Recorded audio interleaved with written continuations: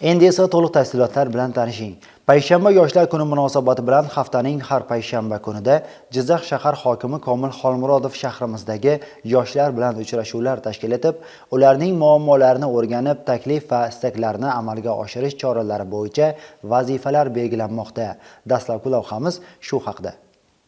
Payshanba yoshlar kuni munosabati bilan Jizzax shahar hokimi Komil Xolmurodov tomonidan yoshlar bilan joylarda ochiq muloqotlar tashkil etildi. Xususan, Jizzax shahrining Bunyodkor mahallasi hududida joylashgan 29-sonli jazoni ijro etish muassasasida 30 yoshgacha bo'lgan yoshlar bilan uchrashuv bo'lib o'tdi. Uchrashuv davomida yoshlar bilan samimiy va ochiq muloqot o'tkazilib, ularning muammolari, taklif va tashabbuslari tinglandi. Shuningdek, ishtirokchilarga huquqiy ongni oshirish, jamiyatga moslashish, kasb-hunar egallash hamda yaratilayotgan imkoniyatlar haqida atroflicha ma'lumot berildi.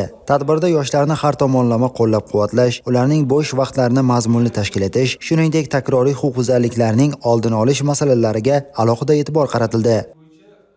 Shundan so'ng Jizzax shahar Tinchlik mahallasi binosida ham uchrashuv tashkil etildi. Unda 5 nafar ishsiz yoshlar hamda 1 nafar jazoni ijro etish muassasasidan qaytgan yosh ishtirok etdi. Uchrashuv davomida ularning murojaatlari tinglanib, ishga joylashtirish masalasi bo'yicha mutasaddi tashkilotlarga tegishli topshiriqlar berildi. Qo'shimcha ravishda jazoni ijro etish muassasasidan qaytgan 1 nafar yoshning kredit olish masalasi ijobiy hal etildi. Aytish joizki, bunday uchrashuvlar yoshlar bilan manzilli ishlash, ularning ijtimoiy muammolarini barvaqt aniqlash va samarali hal etishda muhim ahamiyat kasb etadi.